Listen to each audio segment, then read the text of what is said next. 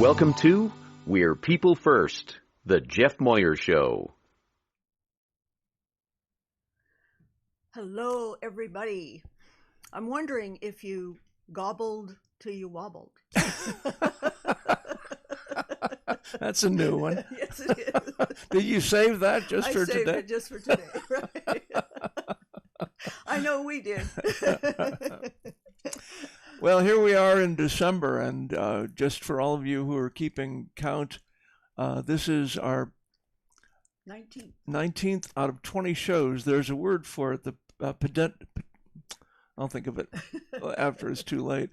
Anyway, the one before the last. Yes. So we will wrap up We're People First, the Jeff Moyer Show, on the 20th show. Right. But today we are addressing early childhood, the foundation stone of everything in all of our lives, and inclusion in the arts. Yes, and that was my major at my bachelor's level. And our guest today is also an expert in early childhood education. So this particular show was especially dear to my heart. They're all dear to my heart, but this one especially. Yes, I was going to say that I often suffer from imposter syndrome. I think many of us do, feeling like, what am I doing here? But on this topic, we have Dr. Carol L. Russell, who has a PhD in early childhood to tell you about, and Christy, among her 3 master's degrees, is her bachelor's in early childhood. Right. So I'm not sure exactly what we're going to do right now. Do you want to go into the song? Why don't we do that? Yeah, let's do the song next. Before we do that, I want to read a quote. Okay. Jeff's song he's going to do is from his album, Maxwell the Dancing Dog. And the name of the song is We All Have a Part in the Chorus. And I have a quote here from John McCutcheon, who is probably the nation's leading folk singer, I would say. Yes, and he was a 5-time Grammy nominee. And he said, excuse me, I'm going to get to the beginning of the quote here. Maxwell the Dancing Dog gives us all a reason to kick up our heels. Jeff continues his open-armed songwriting with pieces like the stirring, quote, We All Have a Part in the Chorus, a song that should be standard curriculum in our schools, in our homes, and in our world. Isn't that great? Yeah, that sure does set me back on my heels, coming from the likes of John McCutcheon. Yes. But I do believe in all of us having a part in the chorus, and we'll be talking about that at some length. In other words, everybody belongs everywhere all the time. And this next song is going to address that. Here we go. We all have a part in the chorus.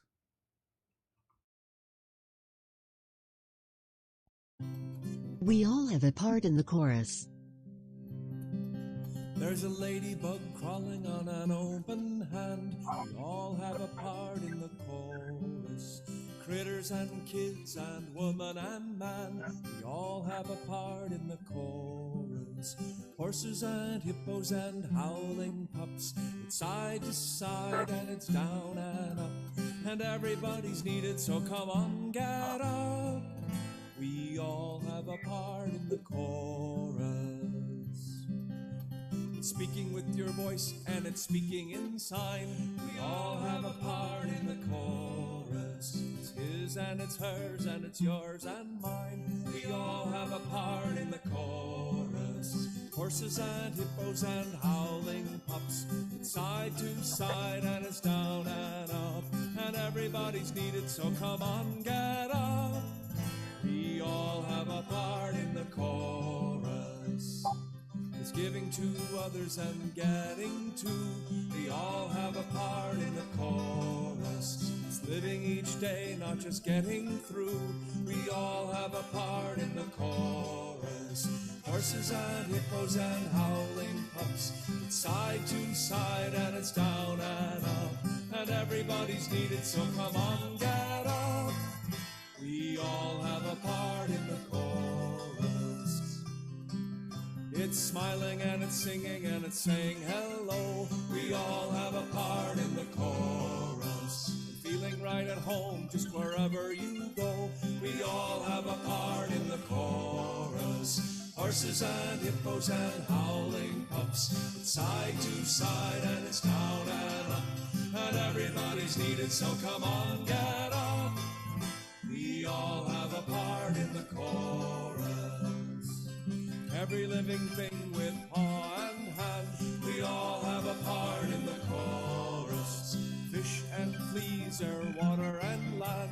We all have a part in the chorus. Horses and hippos and howling pups. Side to side and it's down and up. And everybody's needed, so come on, get up. We all have a part in the chorus. Little bitty baby and the elders wise. We all have a part in the chorus. And every single day right on through our lives. We all have a part in the chorus. Horses and hippos and howling pups. It's side to side and it's down and up. And everybody's needed, so come on, get up. We all have a part in the chorus. Ladybug crawling on an open hand. We all have a part in the chorus. Critters and kids and woman and man. We all have a part in the chorus. Horses and hippos and howling pups. It's side to side and it's down and up. And everybody's needed, so come on, get up. We all have a part in the chorus. We all have a part in the chorus. Wow. Thank you. That was lovely. I love that You know song. what? We forgot our audio description. We did. Yes. We forgot our audio description. And on this show of all shows, because man, do we have a closer. Go ahead. What I'm wearing is, do you remember when we did Cowboy Christmas in Colorado? I do. And so I have a prairie dress on that's a green velvet Oh. that I also wore at that time. So that's what I found, and it kind of a pretty sparkly Well, green. describe that. What does that mean, a prairie dress? Well, you have kind of puffed up sleeves on your shoulders, uh-huh. and it's a fitted bodice and kind of a full skirt. Oh. So that's what I have now, and it's green. So tell us what you have on. Well, I'm wearing, I'm told, Black Watch plaid, which is small blue and green plaid with a red bow tie with little Christmas trees on it. Yes. Is that right? That's correct. Good. Yeah, You did a I great never job. I never step out of the house without Christy approving of everything I'm wearing. Oh, sometimes he'll sneak out with us. Oh no, got to go change that. Well, today we're going to be talking about something that really is, as we said, the foundation stone for all of us. What happens to us in those first few years is fundamental to the way we understand the world and act in it. And what we're going to be talking about really is heart intelligence, awakening in children the understanding of empathy and compassion and patience and kindness towards other children who are not Like them. not like them. Exactly right. Mhm. Yeah. Right. And of course, that cuts across all cultures, races, and religions, and for this show's sake, most importantly, disability. Yes, and for clarity, when we say early childhood education, we're talking about up through age 8. A lot of people might think it's just preschool, but actually your first, second, and third grades are considered under the umbrella of early childhood. Early childhood. And it's interesting because different countries look upon that developmental period differently. For instance, in the Norwegian countries, we discovered that they spend, an average of, was it $20,000 a year for per child. children, for education of the early childhood. In our country, we spend a whopping $500. Yeah. So you can see the disparity of what can go on with the resources allowed for children that age. Right, and when the national cultural norm is devalued, why would we expect anything else to happen? Exactly. However, it does. We have moved so far since the introduction of two laws, Section 504 of the Rehabilitation Act of 1973, which says that education, along with employment and all services, any educational services receiving federal money, and that's of course virtually everyone except private schools, or maybe even private schools too. I guess some private schools might have a way to that they access those funds. That I'm not real clear about. But they have to be accessible to everyone. And then in 1975, the same man who wrote Section 5 of the Rehab Act, Jack Duncan, one of my professors at University of San Francisco, wrote the Education of All Handicapped Children Act of 1975, Public Law 94-142, now called IDEA, Individuals with Disabilities Education Act. And that mandates that children receive services from the earliest age once a disability has been identified, and that the identification of disability is the responsibility of the school district. Right, and it gets really tricky there because kindergarten isn't even mandated in every state. And so depending on the state you live in, you might not have access to any formal schooling until first grade. And that's pretty far into the early childhood development cycle. So even though I would guess that the majority of kids do experience aggregate child care in the early years because of the fact that most families now have both parents working. So that introduces, when you put children together in that setting, you're going to be getting education, whether it's formal or informal. Good or bad, right? But we may be getting out over our skis. Oh, maybe. What do you think? You think we ought to bring Carol on? Well, this is a big topic, and so it's up to you. But I know Carol; she could take up the whole hour, if we let her. Well, I think we should definitely give her all the air she needs. Okay, but before we do, I want to describe her backdrop. Oh, good.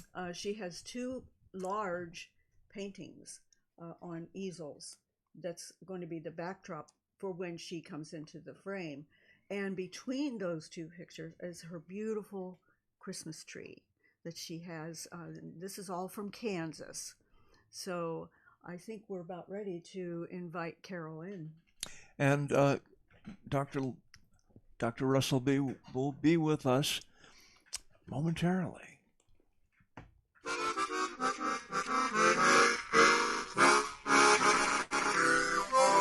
Guest interview. And there she is. And there she is. Hi, Carol. Hi, I didn't know we were having a introduction thing, but hi. Yes. And listen. Yes, I can tell you. I want you to describe the paintings. Is that going to come within your talk, or is this a good time? Well, first of all, why don't we let Carol introduce herself?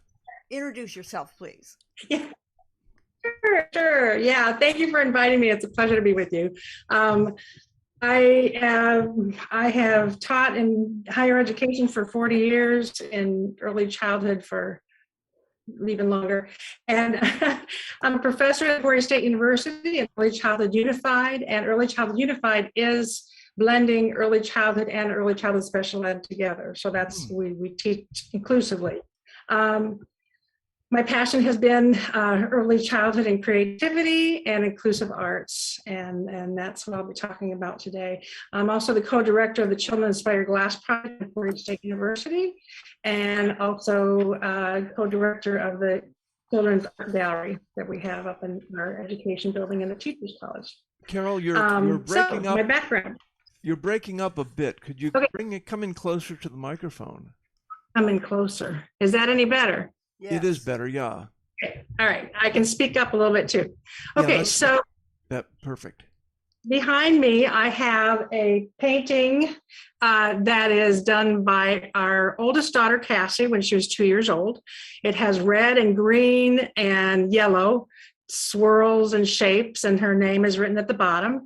The other painting is of our middle daughter, Mikkel, who is now, this was at age 8. She's now a proud mom of 2 lovely little girls, and also married, and has as a massage therapist and as an artist. Anyway, it's called A Clean Life, and it has a colorful rainbow across it, 2 large, beautiful trees, clouds, sunshine, lots of flowers. It has a bird family and has several children. One uses a wheelchair. Another one is eating berries on the ground. Another one is swinging in a swing, and one more that's sitting by a skunk. It sounds inclusive to me. Absolutely. And is that the cover of one of your books? It is, and I will talk about it. But yeah, I was going to say it will look familiar. Yes, my daughter granted me permission to use her drawing there. I'm wearing an indigo jacket with gold leaves and earrings and necklace to match. So, thank you. And happy Hanukkah. Yes, happy Hanukkah. I just learned to sign that. Learned to sign that from my daughter. Yes, we don't celebrate, but we celebrate our friends who celebrate. Yes, and it's also the season of Advent. So this is a Right. big holiday season for many, many people around the world. So now let's see. I was so excited when I first met you, and like I've said before, I'm so fortunate to meet such good friends of Jeff's. And I know you've been friends with him a long, long time. But when I found out that you were an early childhood professor, I said, whoopee, there's somebody that I really can connect with. So glad to know you, Carol. You've been so gracious to me coming into the partnership that you've worked with Jeff. I know you've worked with him long time, right? I think it began in 1993. Several. Yeah, 93. It was actually at a conference, and I heard, actually, it's a pairing of my professional and personal life. My family usually goes with me to conferences. And so our youngest daughter, Tally, who was 6 at the time, came with me to the keynote, and Jeff was doing the keynote, and he was singing The Long Haul. And it resonated with me. And Tally was pulling Kleenexes out of my purse for me. And so we came to meet you afterwards, Jeff, because we wanted a CD. And I only had a checkbook, and you only took credit cards. So you said, just take it and pay me later. And we've been friends ever since. That's great. I hope you did get that check, didn't you, Jeff? I'm sorry? You did get the check. I said, I hope you got the check, right? I'm sure I cashed it before it hit the bank. Yeah. Yeah. Well, tell us what was it, Carol, that attracted you to early childhood? It really was I think that life has a way of showing you a path if you're willing to be mindful enough to follow it. But then sometimes you have to make your own path. I had 5 different majors as an undergrad, but I ended up with art and psychology. I met and married Fletch, and then I finished a master's in early childhood. I took a teaching position at South Dakota State University. We had our oldest daughter, Cassie, and decided that we would role reverse. So I worked full-time, Fletcher worked part-time, and an at-home dad. And then when our daughters, Mikkel and Tally, were born, when Tally was born, she has spina bifida and was born with several other medical complications, and had 3 surgeries the first week of life, 9 the first year of life. So we had to take a pause, but I learned so much from them, and it really did pretty much redirect my just early childhood into more inclusive early childhood in my work. And personal and professional life. And we're very open about this. I'm very open with my students about it. Actually, my book is a combination of both professional and personal. It just fit. It just worked well, and so Give us it's something that I continue. Give us the title again, of your book. Carol, the audio is. Yeah, you're cutting in. I'll come closer. Yeah, please stay close. It's called Integrating Art into the Inclusive Early Childhood Curriculum. And basically it covers everything from just the creativity, the development of creativity, the art growth stages, accommodations, and inclusive, how to include all children, and really acknowledging that art is communication. It's without words. And children can tell us much about their lives or what they want their lives to be like through their art. And so it's important to pay attention to that. Now, that's not your only book, is it? No. No, I'll show another one. This one is wrote with my daughter, Tally. Actually, I kind of wrote it and then she adapted more to it. It's called I Like Rocks. And Tally has loved rocks her whole life. It also gets into accessibility. It's person first. It doesn't say, hi, I'm Tally, I'm in a wheelchair. It just says, hi, my name is Tally. I'm showing you the front page, the front picture, which has Tally in her first little wheelchair.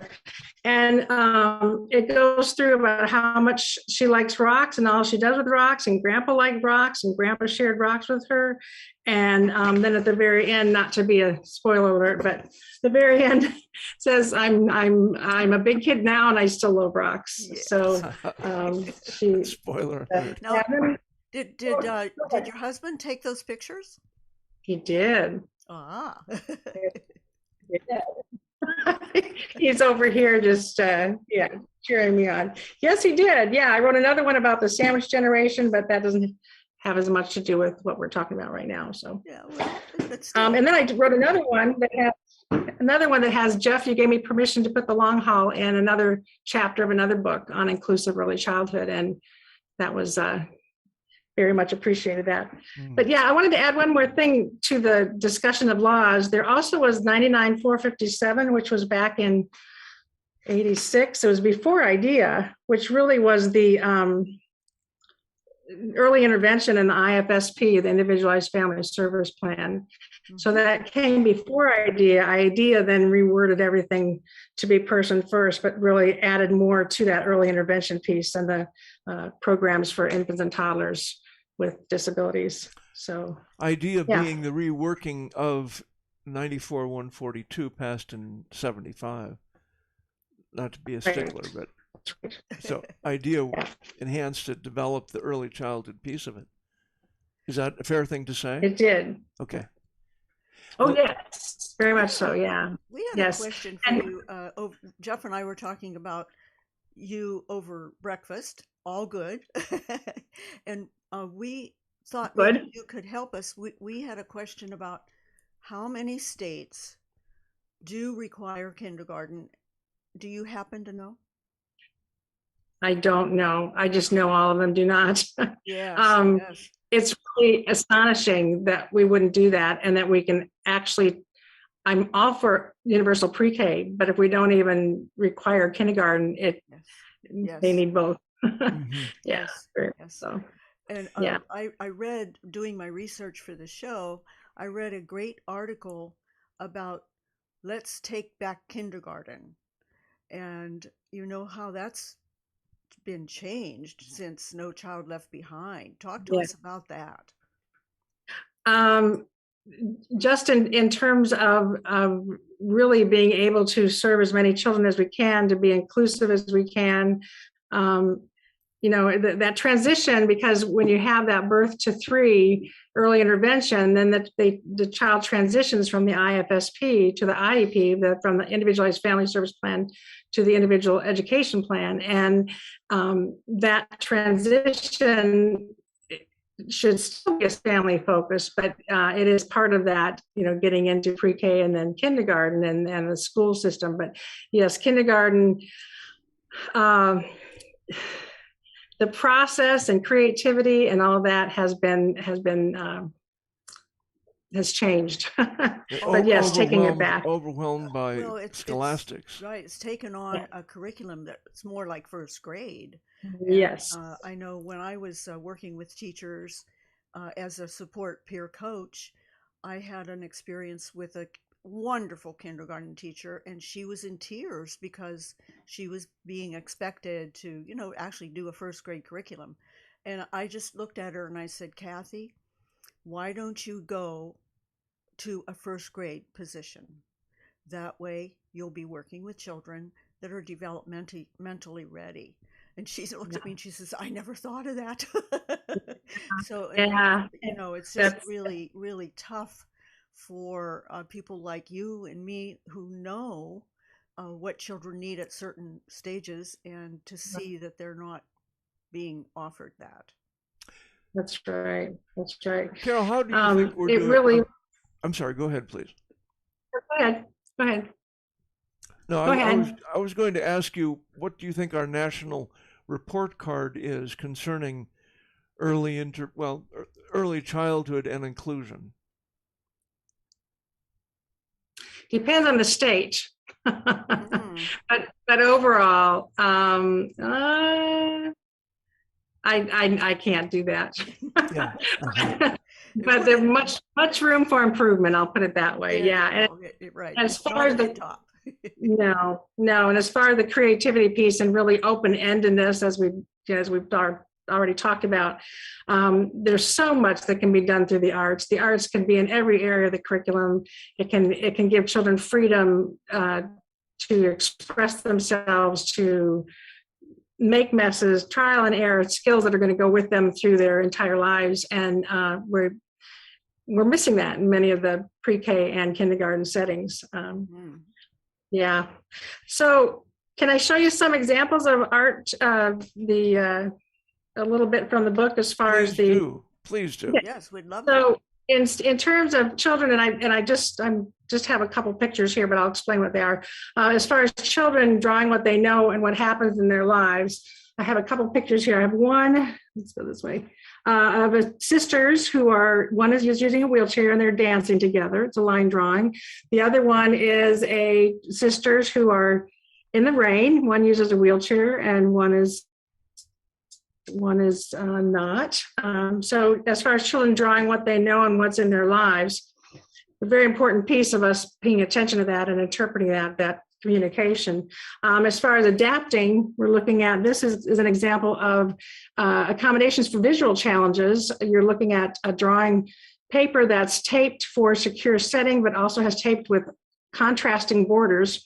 And it's also secured within a framed box, so that a child with visual challenges could also have knowing where the outsides of the paper are.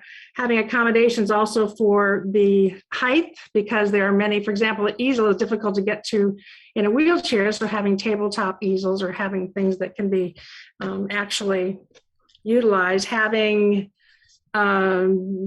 adapted kinds of equipment so that children can have a grasp. Here's an example of a easy grip crayon, and they're for younger children, but also for children that might have a difficulty with grasping onto something. So it's an easy grasp, and then you can also use that to draw. All right, can you describe those a little bit, Carol, for the people that need a little it's like a shape. Yeah, it's a shape of a teardrop, and the top part of it is a little notch there, so it's real easy to hold on to, and then it's kind of like a cone that comes down so that it can be easily held onto the whole hand and then on the paper.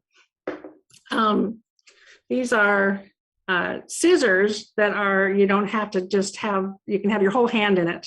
So they're easy adapted scissors. These are, the next thing I was going to talk about was the project. Yes. Can I listen to that? Okay. Looking at really open-ended kinds of projects, Fletch and I have worked together, also have a dear friend, Dr. Heather Caswell, who has collaborated with us on this project. It's called Children Inspire Glass Project. And I'm going to show you a picture of one child's art. This is Tina. The sculpture is of a kind of a seahorse. And you're looking at the middle picture is the child's drawing. It's by Chloe, who's 6 years old. On one side is her version of it in clay, and the other side is her version of it in glass. And it's a red and orange striped with green head, and the baby's blue. So basically, the children are take a creature that they come up with, they write a story about it, they draw it, they put it in clay form, and then our glass art department, glass faculty, Patrick Martin and Roberta Eichenberg, they help with their students to facilitate interpreting that into a glass form, so the children can actually watch their creature come alive, so to speak, in glass form. This is Lauren and her drawing and her clay. It's called Arabella the Fairy. All colorful. This is the glass version and the clay version. It has pretty much rainbow down the middle. The wings, each wing part is a different color, orange, green, blue, and lavender. And here's a quick picture of her, Lauren, with all of her creations, and also the glass shop, hot glass shop. You can see the fire on the colored version that's coming to life there. The children also have. Sorry, I just wanted to be sure we cover how do children get to be a part of that project, and how long is the project? That's a really good question. Yeah. We did it. The first one we did in 2013, then we did one in 2016, then we did one in 2018, and in 2020 we were just getting going on the fourth one, and then COVID happened. So we had to pause on that. We're still pausing, and I see my internet is unstable. Can you still hear me? Yes, we can hear you. Yeah. Yes. Okay. Yeah, and so we have one child we have 6 elementary schools in the district, in Emporia school district. So we have one child from each school in the district. The art teacher from each school gives me names and describes children. We have equal male, female. We have inclusion as far as cultural backgrounds. We have inclusion as far as ability levels. And so it's a really interesting process. It's I wish I could say everybody could do it, but 6 children is about all we can handle at a time, because that glass process is really, really involved. But you're presenting this as a model of how integrated arts. We lost Carol. No, we lost her. Yes. Altogether? Oh, there she is. Now she's back. But I don't. Oh, there. Can you hear us? We can't hear you. We can't hear you, Carol. Okay. Can you hear me now? There we go. No, yes. Good. Yes. Okay, good. Anyway, their story goes into a. Yes. I'm asking, are you presenting this as a way to integrate various art forms in teaching, and how children's creativity can be multidisciplinary? That's exactly right. Yes. And this fourth one we were integrating music, so that the child could choose like what kind of music the creature might make when it walks or whatever. We were also doing creative movement that we were integrating, and we were so excited about it, and the families were all involved, and we had to just pause, as most of life has the last. That's fabulous. Now, to your knowledge, has this been duplicated in any other place? I have to say that the Tacoma, Washington Museum, the Glass Museum, they do something called Kids Design Glass, and they have been doing this for quite some time, where a child will write a story, and then they can go in and watch they call them monsters, we call ours creatures, that they go in and they can watch their creature come to life in glass. So we've taken it a step further, because we have university students assist us with the children. So they're getting also the information of how to really create that kind of open-ended experience for the child.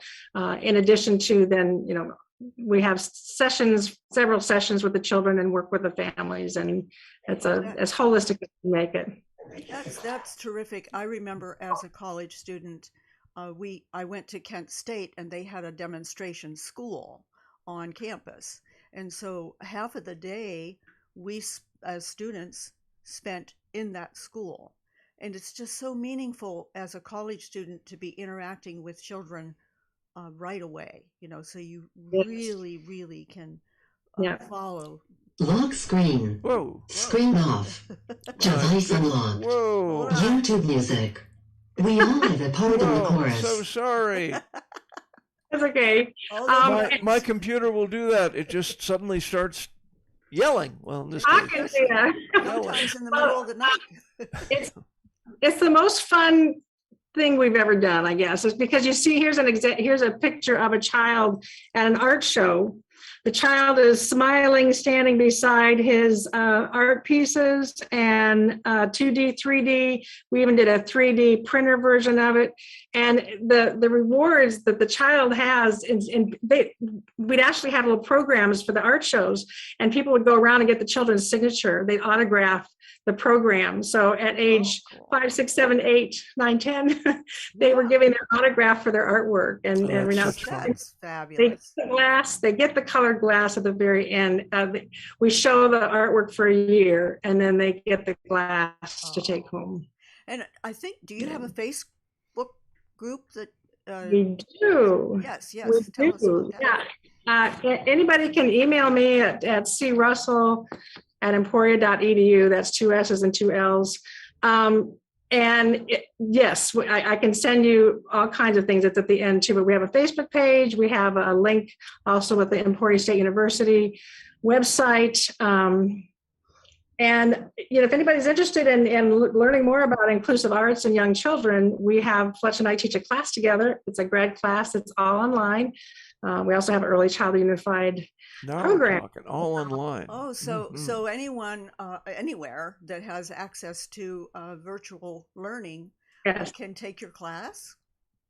That's fabulous. We've had people from around the world take it. Sometimes we have to time some of it across the globe, but yes, it's just fun. The two of us have had a good time doing this, and it's really what I feel education should be, all integrated and very open-ended with lots of ideas. So here. So now, when you say the two of you, you're talking about your husband, right? Yeah, Fletch and Carol. He's been on a show previous.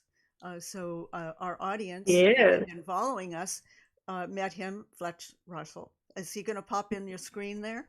He's going to assist me today. Oh, stick your head in. He didn't dress for you today. There he is. The power couple. We're a good team. And we're better together. So, Carol, one last plug for if people want to get involved as students taking your course, how do they do that? They can contact me at crussell@emporia.edu, and I can give them the course with the Children Inspired Glass part is a face-to-face, so they'd have to be here. But as far as the course is called Integrating Art into the Inclusive Early Childhood Curriculum, and that course is CD 785, and they can contact me. I can put them in touch with enrolling, and we welcome. You have to have a bachelor's degree in something, but if you're interested in master's level course, certainly in terms of what we're talking about today, you two really have written the book and are teaching the class and are opening all of our understanding to this really important area of early childhood education. And we thank you very much for everything you've done across the board. We know you've presented internationally, regionally, locally, nationally. And every time we talk to you, you're in preparation for some other grand action that is inspiring, lifting, and leading. Well, my grandest action right now is being Grammy Cookie. I have 2 lovely granddaughters, and what's so fun is to use all of our creative offerings with them, and it's just a joy. So it lives on. Yeah. Well, it's certainly been a joy for us to have you on the show today, Carol. Thanks very much, Dr. Carol. Thank you. Russell. Thank you. Thank you. Okay, and we're going to transition. People First Consciousness. Okay, we're going to go on to the next segment, and it's called People First Consciousness. And the format is going to be a little different today. Usually, Jeff has a reading that he does, and it's then becomes part of the blog that's entered onto his website. But today, we thought we would just have kind of an open discussion because so many things that Carol talked about, and like I said, the research we've been doing to get ready for the show, it was really difficult. It's a big topic. And so we just thought, you know what? It's probably going to be better if we just talk about it. And I think the focus that I did write, but I just couldn't, I wasn't happy with the results. But the focus I was taking was early childhood and heart intelligence. Heart intelligence is a relatively new concept about how we typically think about education as cognitive intelligence, as what goes on between the ears. But if we think about human beings as being grounded, they should be grounded both in the feeling nature as well as the thinking nature. Early childhood is the time when we should be teaching children those aspects of effective living that have to do with not tolerating difference, but accepting difference. Mm-hmm. And what does that require? Teaching patience and kindness, really. Exactly. And tell me again, and I've heard you say this many times, about music, and it's when it connects with the heart. How do you explain that? Well, my paradigm is that when we have instrumental music, for example, Beethoven's Fifth Symphony, bum bum bum bum bum bum bum bum. Now we don't know what that means, but we know it isn't good. There's an air of foreboding about that instrumental line. When we add words to it, standardized tests begin next week. Now we know why there's that. So that the feeling nature is carried by the music itself. The lyric directs our thinking. So when we have, for example, we all have a part in the chorus. Yes. The message of that song is clear. Everyone is welcomed all the time in our music, the chorus of life is a metaphor. Mm-hmm. And I think that when we teach high-minded ideas to children, now we're dealing with the more elevated nature of heart and spirit and mind. Mm-hmm. So that's my thinking about it. Yes, I love that description. I've heard you say that before, and I think it's so wonderful to give people that concept. You know? And my album for children, Maxwell the Dancing Dog, by the way, is free and available without cost in the cloud on any music service. Mm-hmm. I want to tell that story about Mark, though. I think it's so indicative. It's important, yes.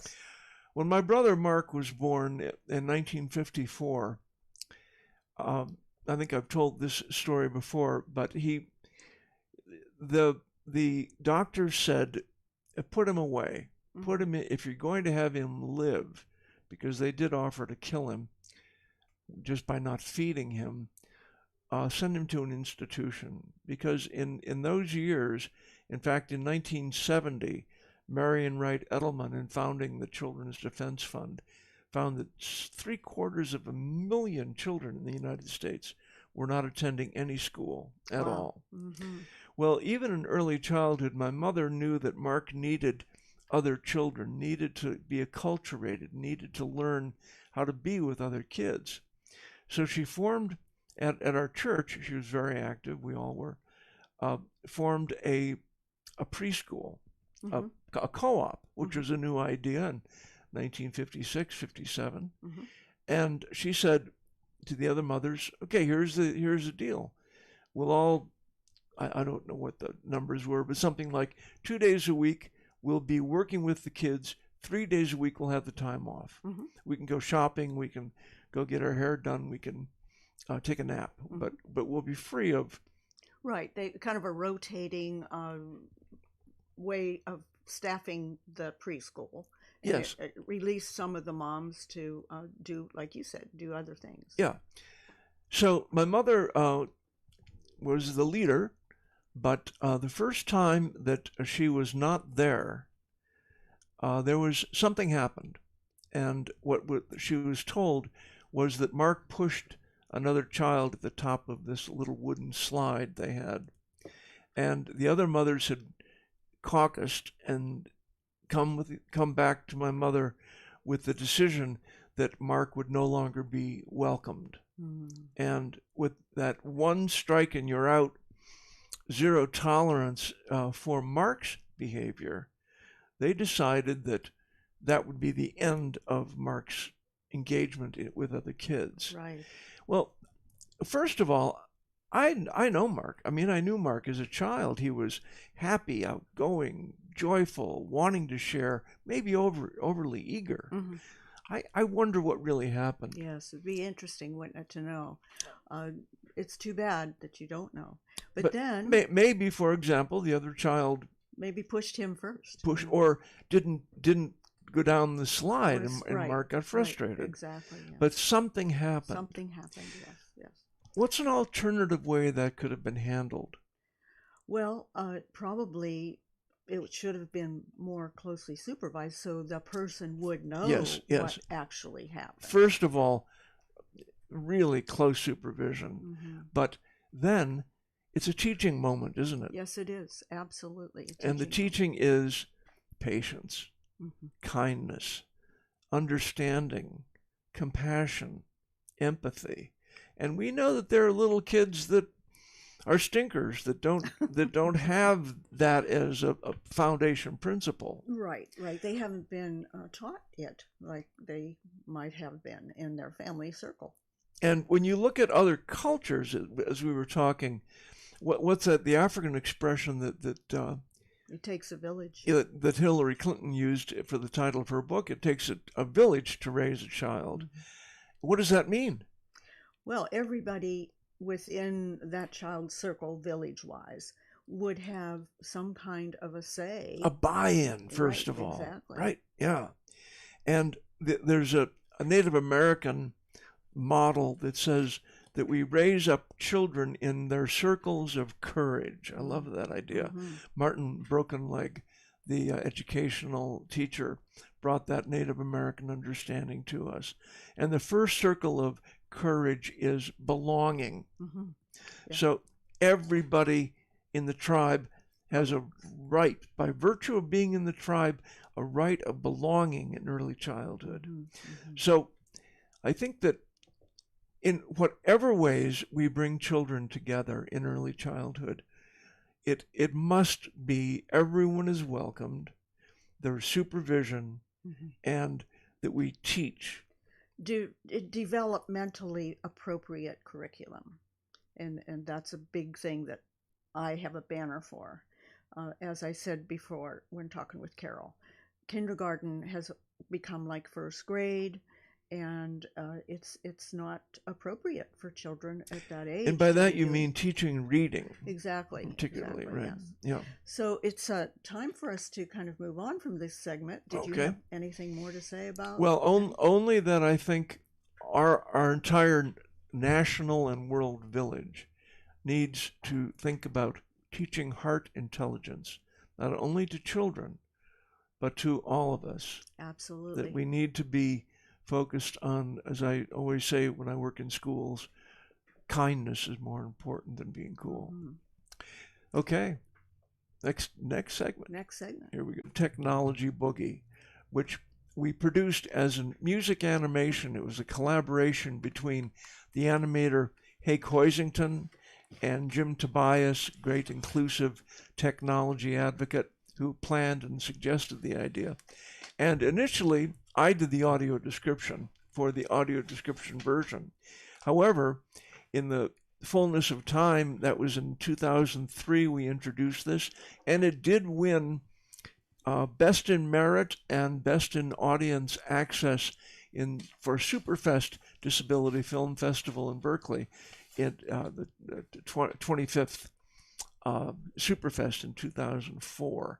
So this now, Joel Snyder was on a few shows ago. Yes. And Joel and I talked about it, and he said, well, you know what? I asked him, would you be willing to redo the audio description for Assistive Technology Boogie? Joel has got to be the leading audio description specialist, and his golden voice has been heard in many national offerings. And now, for the first time, we're going to hear the great Joel Snyder doing the audio description for Assistive Technology Boogie. Here we go. In animation, Inclusive Technologies and Music from the Heart present Assistive Technology Boogie. 2 hands on a keyboard, a cash register, euro, yen, and dollar symbols. Set the price so I can buy it. Give me places where I can really try. A figure tests a grinning animated object, AT. I want choices like my sisters and brothers. Shelves of I electronics. want to choose one from the other. AT speaks. Give me time to review it. Let me talk to other folks who have used A it. checklist, chatting with a figure sitting in a wheelchair. Build it elegant and clean, a functional machine, sweet, sweet, assistive technology. AT becomes the piano, a classroom blackboard, 4+4. Technology, I'll tell you what it means to me. A student's thought bubble, 8. AT, 8. It's my key to being free. A child points AT toward a ball. AT speaks, ball. Give me teachers who can teach A us. teacher holds an image of AT. Ready to reach, let me reach it. A student reaches for AT. I want it to work first thing in the morning. The sun shines. A figure sleeps. Break down without warning. AT as an alarm clock. Well, build it durable and flexible and friendly. Make it rugged, tough, and sexy. Make it trendy. AT sparkles. And if you want to know how it should be, A figure in a lab coat. A question mark over its head. just ask me. Sweet, sweet, assistive technology. A wheelchair user shapes AT into a smartphone and offers a thumbs up. A check mark over the lab coat figure's head. I'll tell you what it means to me. AT speaks to a man wearing dark glasses, tapping on a keyboard. It's my key to being free. A figure holds a magnifying glass at a computer screen. Another figure rolls in a wheelchair. It lets me roll, slip, ripple, and glide. Voice the feelings that I'm holding A inside. figure holds AT, an exclamation point over it.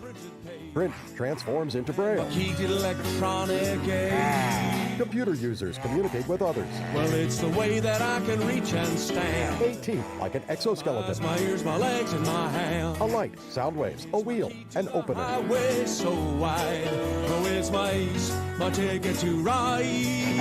AT as a key. It becomes a car cruising a winding road. Technology, I'll tell you what it means to me. Captions at a screen. Technology, it's my key to being free. Audience members use AT in various forms. The piano player. Surtitles above. Assistive technology. AT has a singing box atop the piano. A circle highlights AT. Assistive Technology Boogie. Music and lyrics, copyright Jeff Moyer, 1993. Music from the Heart, jeffmoyer.com. Concept and development, Jim Tobias, inclusive.com. Art, animation, and production, Hake Hoisington, blackmustache.com.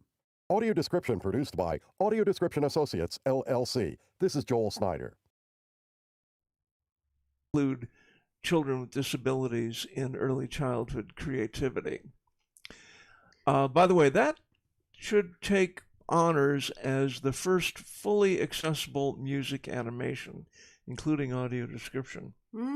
Let's hope. Huh? It did. Oh, I mean, it yeah, already has. It already has, Oh, but okay. it Yeah. with its redo, thanks to Joel. Mhm. I'm just so glad to see it brushed off and brought back to the fore. That's great. Well, you know what? it's time to talk about the next show. It is. First of all, thank you, Dr. Carol L. Russell. Thank you, Dr. Joel Snyder, for your great contributions to today's show. Our final show will be December 16th, and the topic is going to be multiple wisdoms. And I'll wait until the show to tell you what that's about. But the basic idea is, let's look for the wisdom we can learn from each other, regardless of our station in life, regardless of our ability or disability. Please join us then. And you'll find that if you do look for ways to include all children and everyone in all creative efforts all the time, you're going to increase your and the world's peace, sweet peace. See you then.